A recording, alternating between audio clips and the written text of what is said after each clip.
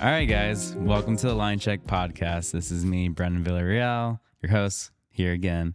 And today I'm in the studio with Angela Keene of Salud. You guys probably heard of Salud before. I think of it as like one of the staples of Long Beach. Thank you. Staple juicery. I remember when I first got a 4-pack from my cousin Blaine from Roxy when I was doing MMA, and I was like excited to have this juice. And when was that? 2012. Wow. Yeah. And it was like the best pressed juice I've ever had in my life. And I was just like, I need these all the time. How can I get sponsored or something? Oh, we wished at that time. I remember Roxy was helping me juice. And honestly, our juices are good because of how picky Roxy is. Because Roxy had to like the juice and she'd be like, this is gross. Yeah, and I'm Roxy's like, okay. very picky. She's very picky. To like go back, Roxy is my cousin's girlfriend. Yeah. Long term, very long term. Well, since then. Yeah, since then, yeah. Yeah, so she's so picky, which I loved because, you know, I can make gross juice, like healthy gross juice, and healthy people will drink it. But like, what about the picky people that I'm trying to like convert into like, you know, I call it like the gateway juices into like better for you juices. So she was like, no, that's gross. That's gross. And now we have delicious juices. So I do owe that to Roxy. I owe a lot to Roxy. But yeah, 2012. So it was a long time ago. 12 years ago. Yeah. Almost 15 or 13. You were 13? No, I said almost 13. Oh. I was like, how old are you right now? I'm 33. 14? Okay. Okay. But yeah, I definitely love Salud, and I'm always like, yeah, you gotta try Salud. Thank you. But I love like you're that. saying, like bad juices. The only time I could remember having like that style of juice, at least like a green juice too, was Jamba Juice's wheatgrass juice. Oh yeah, that is disgusting. And like I think that's the only juice I kind of knew. And then maybe like those plastic ones at the grocery store. Yeah. And that's pretty much it. Like super green, naked juice. Yeah, but those are like very sweet. Yeah, they're very sweet. And also, if you're selling them in a store, they have to be pasteurized some way. Pasteurized or HPP, which is high pressure pascalization. So they're just tampered with. So, and they're in plastic, which I'm just such a snob about it. I wish I wasn't because glass is expensive, but I just can't. I could not stomach like selling juice high volume in plastic, and especially because citrus juices are acidic, so they eat away at the plastic. All I could think about is just drinking microplastics, and it's a labor of love for sure because we are competing against like the cheaper plastic bottle juices, and we're also certified organic, which was also just like the inspectors come in and they're like, you guys are such a small operation. Why are you certified organic? And I'm like, I just want my customers to like trust us, you know, because anybody can say, oh yeah, we use organic. But like for us, we get fully like inspected every year. They come out, they check we have to give them a paper trail of how many pounds of every produce we bought and how much we sold with how much juice yield per bottle. And they're really like stringent about it. But we get that USDA seal, and I'm like, we're like not joking when we say we are certified organic, but it's just makes the product so bougie. Yeah, it's like glass bottles. It's great, certified organic, but it is like the freshest thing out there. Like when you see the bottle, the glass bottle, there's something alluring about it. Totally. To see it. I don't know why. And then plus the names, they're so catchy. Like Thank Lolita. You. Yeah. You're like, ooh, I what's know. this? Lolita? I know. Like I know Lolita like the book. Yeah. You know what I mean? Oh, that got me in trouble during the cancel culture. Like I'm like, it's also just a Spanish name. Yeah, exactly. But yeah, there's something like, it's great. For our audience that doesn't know about Salud, but they most likely do. Why don't you explain to them what Salud is? So Salud is a cold pressed juice company. We started out that way. I started out just selling it. Well, I started out just making it for my dad when he had his quadruple bypass surgery. And then I would take it to work, and then I worked at Open Sesame at the time. I worked there for like almost a decade. And I would bring it to work for fellow employees. And then I sold it out of like my apartment kitchen on 4th and Walnut. So just a couple blocks down from the first location. I remember having like cops coming to buy juice. So I'd like go down the stairs. They would like text me, and I'd go down the stairs, and it would be a cop car. and he's trying to give you the juices. And it would be like a cop car, and he would give me cash, and then I would open his trunk and put like an undisclosed box in his trunk. Yeah, there they are now. So pretty. Soylent Green. Yeah, and these bottles actually, so I'm going to call out Roxy again, just because she was such a huge part of like the beginning of this story. But I remember we were having an event and we needed to find bottles to put them in, and they didn't have the bottles we wanted, which were French Paragons. They only had Boston Rounds, and Roxy was like, those are so ugly. And I was like, it's all they have. Like, we have to do this event. We have to bottle juices. We need something to sell. Like, we were selling them out of jars. I wanted to have branding on it. And I was like, we just need to put a sticker on this thing. And she's like, those are the most disgusting, like not disgusting, but she's like, those are ugly bottles. They look like sauce bottles. And I was like, can we just buy them? And can I try to convince you? And she's like, okay, fine. And I mean, here we are 12 years later, they're still my bottle. But I always think about that because in the beginning it was like Beachwood Barbecue uses them for their like hot sauce and stuff, right. you know? I remember that. Wow. So people were always like, is this sauce? Is this sauce? Like in the beginning. Now it, at least in Long Beach, has a little bit of like a recognition. Yes, but in the beginning it was definitely like, especially this, if you just saw it like that, that's hot sauce right there. That is definitely hot sauce. So yeah. So anyway, that's how it started. And then it's, glass bottles, like I said, and then I just got like hyper fixated on like making sure that it was like the best of the best. So it's cold pressed instead of like fast juicing, like a Jamba Juice. So it has a longer shelf life. But we pretty much juice in like small batches, pretty much daily. Yeah. And we have 2 locations right now in Long Beach. I don't even want to say it because you like jinx yourself, but I should be opening my 3rd one for the first time in 10 years. Congrats. The beginning of or first quarter of next year. So that'll be fun. Is there a location? There is. Yeah. It's in the Cal Heights area, but because I like Bixby Knolls, Cal Heights, but because I haven't actually signed contract, I don't want to say it just in case, Well, Cal Heights is a great area. Yeah, definitely. I want to move there. If I become rich, I'm going to buy a house over there. Yeah, I bought in Signal Hill. Okay. So, which, is by proxy. Yeah. So we're like, I can see the hill from my house. So like, I'm not actually on the hill. Like right across is Cal Heights. Yeah. So that was like the hack because it is expensive up there. But everybody that like my age, I'm 37 now. I grew up on 4th Street. But like we all got priced out. Like now that we're adults, with families, like we got priced out. So everybody moved up there. Roxy and Blaine live up there. I don't know why she's coming up so much, but I mean, I'm still really good friends with Roxy, so I guess that's why. But she's always like, please open something up here. Like I keep having to drive down to 4th Street. Yeah, I live so close to 4th Street. Do you really? Yeah, I'm walking distance, like nice. 15 minutes walking. Oh, I miss it down there. Yeah. It is nice. I do have to drive down the hill every day. Oh, yeah. It's a 12-minute commute. Oh, yeah. Because this is where we are. Yeah, I live like a couple blocks from. You guys don't know where we're at. We don't know. Cut that. Yeah, but now, like I said, it's been 12 years, 10 years since we opened our first location, but 12 years since we started. Wow. So congratulations. Yeah, thank you. That's great. Yeah, because opening brick and mortars, the life is very small for some places, and some don't make it past the 5-year mark. To be open, 10 years plus, that's amazing. Yeah, I mean, I attribute it to my mentors. Like, I've really like so the owner of the attic, his name is Steve. He was my GM at Open Sesame. And so like, I was like, I want to start this juice bar. He was like, well, I want to start a restaurant. And I was like, what do you want it to be called? And he was like, The Rocking Chair. And I was like, that's a horrible name. Pick something else. And so, or maybe I don't know, whatever. So anyway, I remember like, while we had shifts together, I'd be like editing his menu for the attic. And then he'd be like tasting my juice and be like, this is gross, whatever. And then when he opened the attic, he became my first wholesale account, and him and his dad taught me how to even like price wholesale at all. And his dad would sit with me and be like, okay, well, how much are your carrots? And how much is this? And so they helped me so much throughout that process. And then when I finally wanted to open my first store, I reached out to him and was like, hey, can you be my investor and help me open this? And he did. And honestly, I feel like, and with anybody that ever like reaches out to me about wanting help, I'm always like so open to like paying it forward because he helped me tremendously. Like I would not be open I don't think I would be open anymore if it wasn't for him.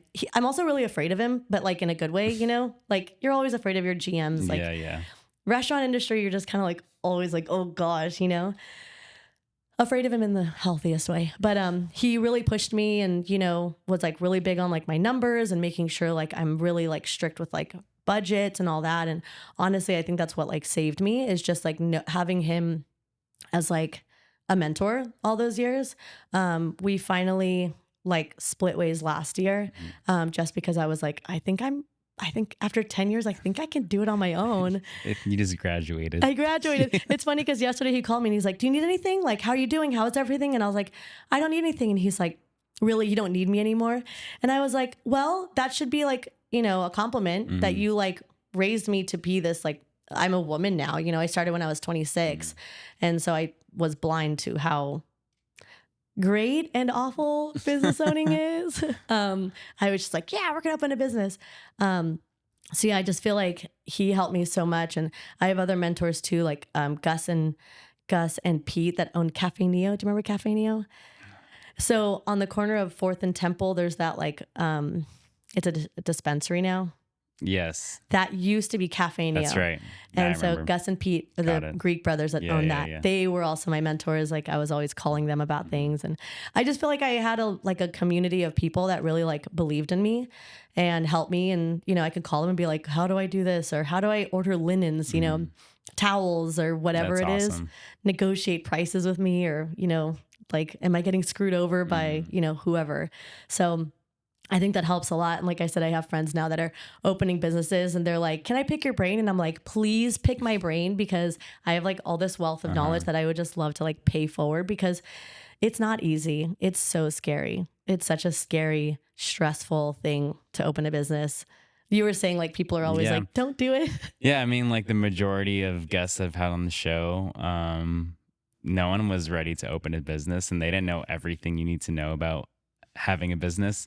And they just kind of like, I'm just going with the flow and just learning, you know, as I go. So I think that's basically what I'm kind of doing with Sasha. And, you know, oh my gosh, me and Sasha were like, oh, we're going to it. do like business classes. And yeah, we could do a business class. But, you know, pretty much everybody has just said we just got to just wing it and figure it out. Yep.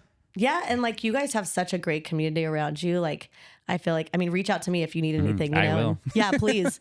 I can put together your back end POS. Like you don't need, like no one's business, you know, and negotiate credit card processing. Like these are so many things that like, you don't even think about when you just want to like sign the lease and you're like, hey, all right, let's do this. Oh, I need to get someone with the floor plans. And also let me look over your lease before you sign anything. Okay. I definitely am not going to just sign anything. But some people do. Like I have friends that are in horrible leases because they're like, yeah, we're going to open a business, you know? And then it's like all these things that they didn't look at and now they're stuck in this horrible lease. And oh man, it's scary out there. Yeah. I don't want to play with money like that. Yeah. No, I know. Especially because like when you own a business, like it's not just like you have a 9-to-5, like you have invested every ounce of your being financially and emotionally into it. Like that's so much on the line.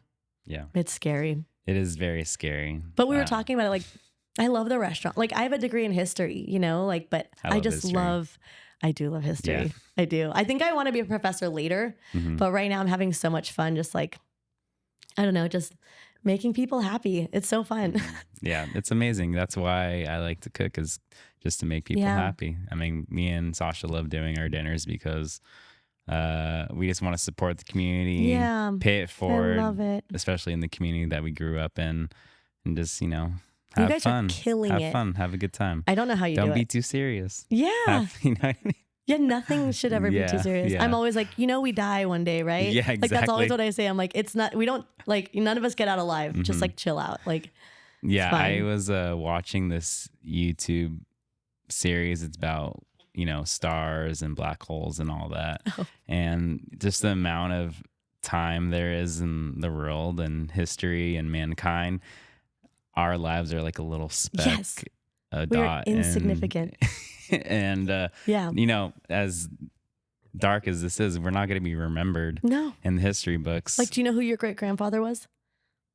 No, but I know he was a captain and a chef in the Philippine Navy. That's good. So you I got don't some remember. roots? I don't know his name, though. Zarek, do you know? No, see. No, me neither. Yeah. And that's my point is like in 2 generations, no one will remember us. Yeah. So That's why you gotta have a good time. Yeah, exactly. Like take the risks. Like there's a song by this band called This Bike is a Pipe Bomb. Which is an awful name because people started putting their stickers on their bikes at colleges and then the bomb squad would be called out. Yeah, it was a whole thing. But anyway, they have this song and one of the lyrics is, as long as I'm alive, as long as I'm still breathing, I don't really care where I'm going. And it became like my mantra in my 20s because I'm like, whatever. I didn't die. Yeah. So I'll be fine. Yeah. If I end up like, I don't know, sleeping on a friend's couch because I like failed.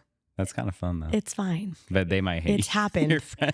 Yeah. Not with my friends. Thankfully, my parents live close, but I know a lot of people don't. So it's like you might end up on your friend's couch and they might hate you, but it's only temporary. It's only temporary. Yeah, exactly. Yeah, and it's your choice if you want to get off their couch. I don't know. What have been some of the up and downs of owning a business in the past 10 years plus? Oh man, I think Also, can I drink one of these? Yeah, of course. No, they're just for show. I'm so it's actually parched. fake juice. It's dye. That would be so funny. Yeah, drink one. Okay. Yeah, that's a perfect one. Ups and downs. I think ups have just been like having community support. Like Long Beach is like one of the best communities that support local business. A plug. When you drink it, can you make sure the label's out? Yeah, just kidding. I'm just kidding. Like on I feel like the Wayne's Mentos World. commercial. Oh yeah, Wayne's World. when they turned the Pepsi out, or is it Coke? It was Whatever. Pepsi. It was Pepsi, right? They didn't have budget for Coke. That's fair. Yeah. So the community in Long Beach is like so supportive, and I've met so many of my regulars have become my friends, and like I just love like. I can tell when I haven't been upfront enough when I start kind of just getting like depressed and like unmotivated. And all it takes is like a couple of hours being upfront to see everybody and give hugs and how are the kids and like all that. And then I'm like, I love it. I love it again. So that's a huge up. I also love supporting a team. Like I absolutely love having staff, good staff. And like right now we just have like such a kick-ass staff. Like I want to knock on wood when I say that because you just never know. I mean, I've been noticing your guys' social media. Me and Liza. And it's great. I was like, whoa, I'm like, where did this Salud come from? Like, this is different. Like honestly, because everything was so curated before, you know? So like we were taking the photos and doing the filters and all that stuff. But once that started going away, like we're in this like anti-marketing like era right now where like people don't want to be marketed to. When they know they're getting marketed to, they automatically, scroll up. Like I do it on Instagram. I'm like, what? This is an ad? Scroll up. On TikTok, if I see the little yellow banner, I'm instantly scrolling. Yeah. So it's like nobody wants to be marketed to, which I'm like, oh my God, this is my time to shine because I am so weird and I just want to be, I want to be weird and I want everyone around me to be their weirdest self, So when this like anti-marketing, like new era of like social media started, I was like, this is my time to shine. Like, let's just dress up as carrots and apples. And then Liza is just like, okay, let's do anything you want. I'm like, oh my God, this is so great. So yeah. I'm like having so much fun with just being so dumb. Yeah, it's fun and it gets to show your personality on your Instagram. And gets people to be like, oh, this is funny. Like, I'm weird. They're weird. Yeah. Now I want a Salud juice. Totally. Yeah. The other day, my friend Zay texted me and he's like, oh, it was the video we just posted where like Liza's feeding me a donut with tongs. And my friend Zay was like, that donut video, you have that green crew neck on. Do you have any more of those left? And I was like, I didn't even try to sell it. I just had it on, But he was like, I'm going to be there tomorrow and go grab one. So yeah, it's cool. It's like, and that's what bigger brands are doing too. Like if you look at Nike, like they're not like posting videos of shoes. They're posting videos of lifestyle women, like, heroes that we look up to. And like, yeah, lifestyle is all lifestyle. So I don't know. I'm having a great time with it. I want to make hats that say make Long Beach weird again. That's a good hat. Yeah. Cause it was weird. And then it got a little bit too contrived. But us, like everyone that grew up here, were like, no, Long Beach is weird. Yeah, like, it's weird. There's that brand that just started. Don't move to Long Beach. Oh, I love it. I was gonna say you should reach out to him. I was thinking that today. Them. What? You should reach out to them. Why? Why did you? No, to make something.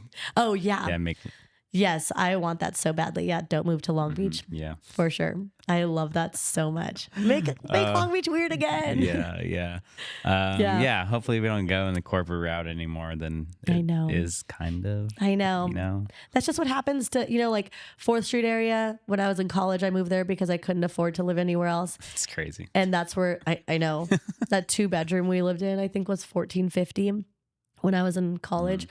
And now It's you like can't even 3K. get a studio for that. Yeah, insane. But all of us poor college kids moved into that area because we didn't have any money. But that also meant that the entire art department, the music department, everybody moved there and then made 4th Street what it is. And then people are trying to capitalize on it now. I mean, like Haight Ashbury. Portfolio. I know. That used to be a music hub, art hub I for, know. open mic nights and all that. Yeah. Cheap, bad coffee. The Hang out. best Illy coffee. Yeah. I mean, it was amazing. Yeah. Portfolio was like the hub. Yeah, that was the hub. That's exactly what I'm thinking about when you talk about how Long Beach was back then.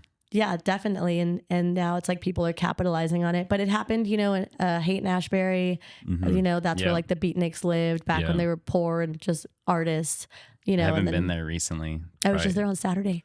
So it's weird now. Like in the other way. Yeah, it's just expensive. Yeah. That's really what it comes down to. Like, it's crazy. It's still like retro vintage, but it's just so expensive. With a facade over it. Yeah, totally. Yeah. $60 vintage crew necks and stuff. Like, yeah. But yeah, Long Beach is weird. Why did we start talking about that? In social media? Yes. Oh, social yeah. media. There we go. Yeah. Your weird social media. Yeah, it's great. I love it. Yeah. So moving forward with you opening up another location, where do you see yourself in another 10 years? Yeah. So, okay. I wanted to open up locations. Like that's what I wanted to do. And I don't really know what happened in the past 10 years, but I just kind of I think I got scared. Like really, I was just scared. Especially in the beginning, like I started when I was 26 and I opened both stores the same year. Wow. And that was absolutely traumatizing. Like I did not know how to manage. I was a waitress. Like that was what I did. I was a teacher at Cal State Long Beach for a little bit, but like in terms of like leadership management, nothing. And also back end of a restaurant, like coffee shop kind of thing. Oh my gosh, it was such a learning curve. I can talk to people all day, but when it came to like inventory and like all that stuff, and like I said, managing a team that was about the same age as me was absolutely awful. I bet. It was traumatizing. And so I think for a long time, I was like, I don't know if I am a people person. Like that's really where I was at, because I just didn't feel like I could. I was very insecure about being able to manage a team.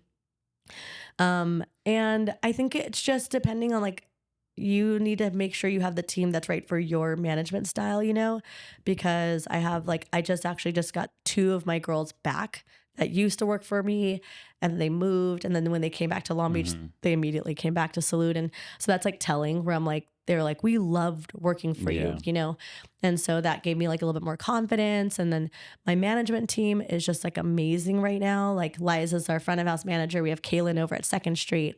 And they're just like on fire, like just positive and organized. And yesterday we were geeking out on like different ways we organize our notes and it was just beautiful. And so I'm like, okay, with the right team, I think I can do it. So I think I'm going to open a bunch of stores. That's my goal. Nice. So I'm going to start with the Cal Heights one as like my tester, see how it goes. And then, if the numbers make sense and all of that, I'll look at it after like a couple of years, maybe just a year, I don't know, and kind of see logistics of it and then keep opening them. Because my husband was like, just do it. Like you've been talking about it for years. Like you got to just do it because you won't know whether or not you can unless you do it. And I'm like, oh God, I got to put my big girl pants on. I'm so scared. Yeah. Like, I just want to tell myself like, stop being a little bitch. Like that's like the main thing I tell myself because I am a little bitch. I am a little bitch. Sorry. I had to tell it in the mic. Yeah. So in 10 years, I think more stores. Awesome. And then we'll see. I don't know. Like I do want to go back to school at some point, but right now I'm having fun. Fun, as fun as you can have for a business owner. That's awesome. Yeah. Well, I think you can do it. Thank you. I appreciate that. I believe in you. It's been 10 years of Salud, so let's do 30, 40 years of Ooh, Salud. fine. I would love that. And then you can just, would you want to sell? Yeah. Like if it got to a point where you just like started opening more locations. I feel like eventually I would have to sell if I wanted to pivot my career choices, unless I had like somebody who ran. If I could afford to have somebody that runs the whole thing operating and I can pay them well and they can make an honest living off running, multiple stores or whatever. Yes, but I also feel like there might be a time where I just need to sell it. I don't know. Yeah, don't know. That's miles away. Yeah, hopefully. Or it could be very soon. I don't know. We don't know what the future holds. We're just having fun in the present right now. Absolutely. What has been the most difficult moment of opening a business? What was like did you ever have like a breaking point where like, I don't want to keep this place open anymore? Like every other day. Wow. It depends on like staff makes or breaks, with bad staff every other day. When you have good staff, you're like, I can do this forever. And it just depends. And, for restaurants, and cafes, I can pay them as much as I can, but at some point they end up getting a degree and leaving, which I think is great. We've had plenty of employees. Actually just today I wrote a thank you note for one of our employees that's leaving for the second time. She came back while she was getting her master's. And tomorrow's her last day. So I wrote her final check and was like, thank you so much for giving us your time, So I like that employees feel like they can work there to sustain their life and then leave, So, but like I said, there have been times where we've just had like a bad batch of staff or at least and it might not even be the whole batch. It's one of the hardest things, but it's like one or two. Retain staff. Absolutely. Yeah. And I feel like we've had a good staff for a while now, which is really nice. But, having just a couple bad apples could just ruin the whole thing, So that's been hard. One of the hardest things though that happened was that I started off doing wholesale and had no idea it was illegal. So I built my entire business model I had 15 accounts between LA, Orange County, and Long Beach. And in one day, the health department caught on that we were selling raw juice wholesale and called all of my accounts. And they were like, you're out of you're in violation of your health permit. You need to pull Salud. So in one day I had every single account being like, we can't serve your juice anymore. And that was one of the worst days. I remember I was sitting at table 23 at Open Sesame eating and started getting all the calls. And I was like, oh my gosh, it's over. This company's over. And they said that the only way that I can sell raw juice was through my own retail location, my own brick and mortar. And that's when I reached out to Steve and was like, hey, I need you. Because I had been asking him forever to invest. And he's like, you're not ready. You're not ready. And I'd be like, please. And he'd be like, once you sell 17 juices a day, you come back and talk to me. And I was like, how am I ever going to sell 17 juices? That is so many juices at the time. But then, everything came crumbling down and I called him and I was like, well, you don't have a choice. You have to invest in me or I'm going to be done, And he did. And he said he claimed it as a loss because he never thought he'd see the money back. And I paid him back in 6 months, eating butter noodles and just wearing dirty t-shirts and holes in my leggings. And so that was the worst experience because I really thought that everything I had worked so hard for was just done. That was a horrible day. Wow, what a melting point. Yeah, and it was it's I could have failed. And even my brother, he's like, we thought you were done. We were like, oh, she had a good run, But I pivoted. I don't know why. I have no idea. It's you have to be just dumb enough, Yeah, there's been so many moments where it could have went wrong, but you just find a way to pivot, make it happen, even though you're like, oh, your face fuck. Yeah. I'm sure, you work in food. You guys probably have to pivot all the time. Yes, we do. I don't know how you guys do it. I really don't. It's pretty stressful. I'm trying to think of a moment that I had to recently. Can't think of it. You didn't get a certain kind of food and you had to pivot to a new ingredient or? Yeah, there was a moment where I was supposed to do a collab. This is the only one I can think of that was the most severe, but I was supposed to do a collab with another chef and it was a full menu for 200 people. I was doing 2 items. He was doing 2 items. The night before, he tells me he has COVID and he wasn't able to do anything on his side. So then I had to the night before. Yeah, I had to go to the market super early in the morning, the day of. and then buy all What new market? And, I went to the farmer's market at the marina. Oh my God. So then I had to make a new menu, and then for his 2 items, and then that would be something easy for me to make for 200 people. And then so I went to like 2 stores and then prepped people? in like 4 hours for 200 people. And That's I got it done. But crazy. I was like, because I woke up to the text, I think. Oh my God. I think I woke up to the text, or it was maybe the night before. I don't How do you remember. buy enough food at the farmer's market for 200 people? I bought just the produce there. Like and 50 tomatoes? How many do you need?